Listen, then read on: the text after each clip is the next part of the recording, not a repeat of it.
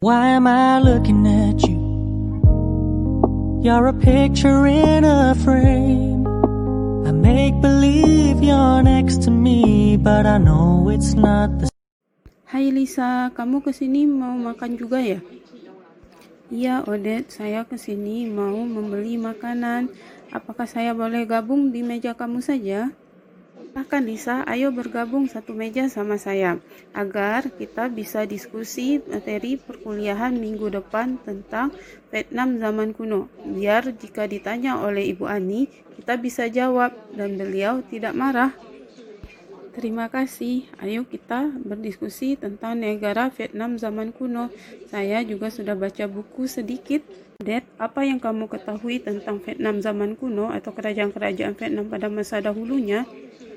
Lisa, kamu tahu nggak Vietnam itu sejak abad ke-11 sebelum Masehi sampai abad ke-10 Masehi mayoritas di bawah kekuasaan Cina. Dan kemudian Vietnam kuno bisa merdeka secara politis dan mulai menggunakan Champa sebagai negaranya serta mendirikan kerajaan bernama Champa. Kerajaan Champa merupakan salah satu kerajaan kuno yang menguasai wilayah Vietnam Selatan dan Vietnam Tengah pada abad ke-7 Masehi.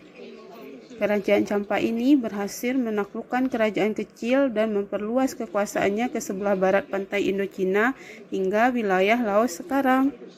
Berarti mayoritas penduduk kerajaan Champa menganut agama dan budaya yang terpengaruh dari Tiongkok karena lamanya kekuasaan Tiongkok di Champa.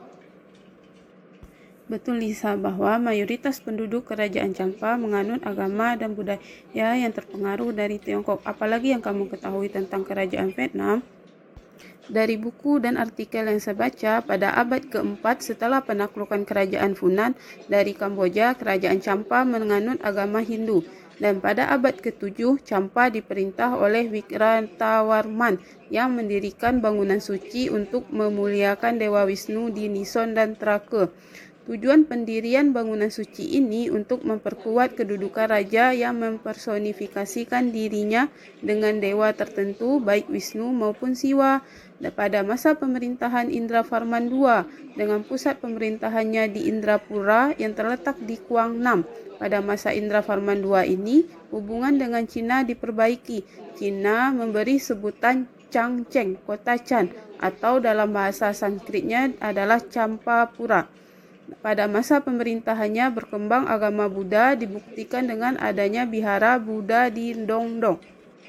Oh, berarti pada masa Indra Farman II inilah berkembangnya agama Buddha dengan bukti adanya Bihara Buddha di Dongdong. Apakah betul, Lisa? Betul sekali, Odette. Dan kamu tahu nggak, pengganti Indra Farman II adalah Jaya Singha Farman I. Saya tahu Lisa bahwa pengganti Indra Farman II adalah Jaya Singha Farman I. Berdasarkan artikel yang saya baca, Jaya Singha Farman I pada masa pemerintahannya berhasil membangun hubungan baik dengan Jawa dan Cina. Dan sekitar abad ke-9, kerajaan Champa berjuang dalam peperangan melawan Annam. Nah, abad ke-10, masuknya pedagang dari luar seperti Arab membuat banyak penduduk yang berpindah keyakinan ke agama Islam.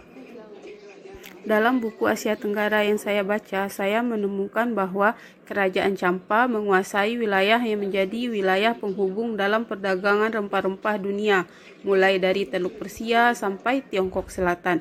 Kerajaan Champa juga menguasai jalur perdagangan Arab di Indochina. Kerajaan Champa berjaya karena kemajuan sistem perdagangan.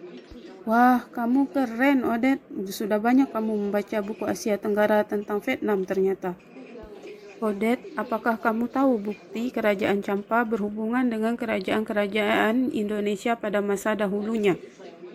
Tahu dong, berdasarkan catatan tertua dari Indonesia tentang kerajaan Champa ditemukan di Kalimantan Timur, tepatnya di Kerajaan Kutai. Kerajaan Kutai didirikan oleh Mula Warman yang merupakan cucu Kundungga. Kundungga ini merupakan salah satu pembesar kerajaan Champa era Hindu. Pada abad ke-7, kerajaan Champa menjalin kerjasama dengan kerajaan Sriwijaya, kemudian berhasil ditaklukkan oleh kerajaan Sriwijaya. Setelah kerajaan Sriwijaya ditaklukkan oleh Singosari, kerajaan Champa dijadikan basis pertahanan melawan serangan Mongol di Semenanjung Malaya. Dan setelah kerajaan Singosari runtuh, kerajaan Campa menjalin kerjasama dengan kerajaan Majapahit dengan bukti adanya adik perempuan Kartanegara menjadi istri dari seorang Raja Campa pada abad ke-13. Itu berdasarkan buku yang saya baca. Wow, kamu hebat, Odette. Nanti aku ke rumah kamu ya. Nginap di sana, nanti kita diskusi lagi tentang kerajaan kuno di Thailand ya. Oke, Lisa. Aku tunggu di rumah ya. Nanti kita diskusi tentang kerajaan-kerajaan kuno di Thailand pada masa dahulunya. Lisa, aku udah baca loh sedikit tentang negara Thailand pada zaman kuno. Aku juga sudah baca buku tentang negara Thailand dan yang paling aku ingat adalah negara Thailand merupakan satu-satunya negara di kawasan Asia Tenggara yang tidak pernah dijajah. Besok kita tanyakan ke Bu Ani kenapa negara Thailand itu tidak pernah dijajah. Oke Lisa, besok pas perkuliahan kita tanya ke Bu Ani kenapa negara Thailand tidak pernah dijajah oleh bangsa asing. Dan kebudayaan Thailand ini pada masa perunggu diduga dimulai semenjak 5.600 tahun yang lalu.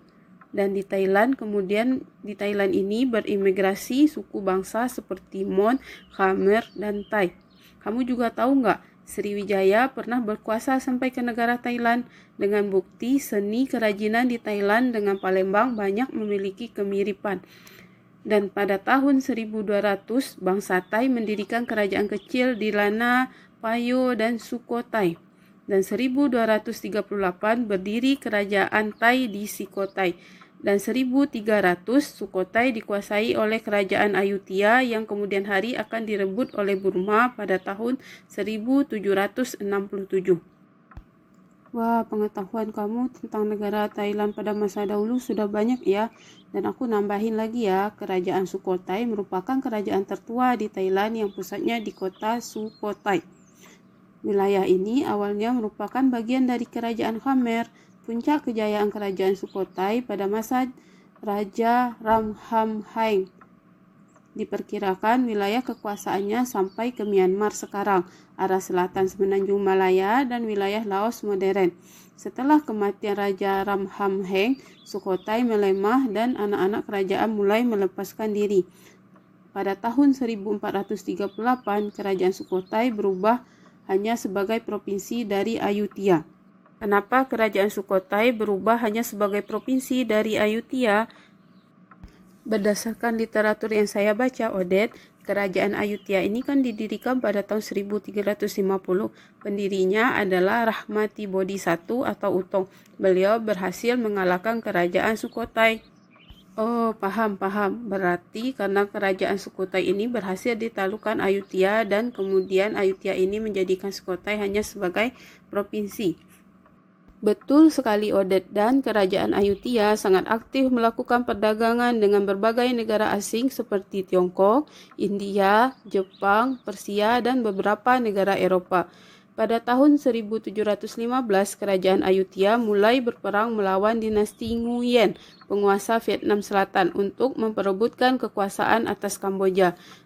Ancaman terbesar kerajaan Ayutthaya berasal dari Burma dengan pimpinan Raja Alungpaya. 1765, wilayah Thai diserang oleh dua pasukan besar Burma dan membumi hanguskan ibu kota Ayutthaya pada tahun 1767. Setelah serbuan Burma yang membumi hanguskan ibu kota Ayutthaya, Jenderal Taksin mendirikan kerajaan baru pada tahun 1769 dengan ibu kotanya di Thonburi, sekarang termasuk dalam Bangkok, serta menyatukan kembali bekas kerajaan Ayutthaya. Taksin kemudian dianggap gila dan dieksekusi pada tahun 1782. Pengganti Taksin ini adalah Chakri yang menjadi raja pertama dari dinasti Chakri dengan nama Rama II. Di tahun yang sama dia mendirikan ibu kota di Bangkok di seberang sungai Chao Phraya. Pada tahun 1790, Burma berhasil diusir dari Siam. Para penerus Rama ini harus menghadapi ancaman kolonialisme Eropa setelah kemenangan Britania di Burma pada tahun 1826. Tentang kolonialisme ini kapan kita bahas, Lisa? Pembahasan tentang kolonialisme Eropa di Asia Tenggara kalau berdasarkan RPS nanti pada pertemuan kelima. Nanti saja kita bahas tentang kolonialisme ini, Odette. Oke Lisa, ayo sekarang kita tidur, sudah malam, besok mau kuliah.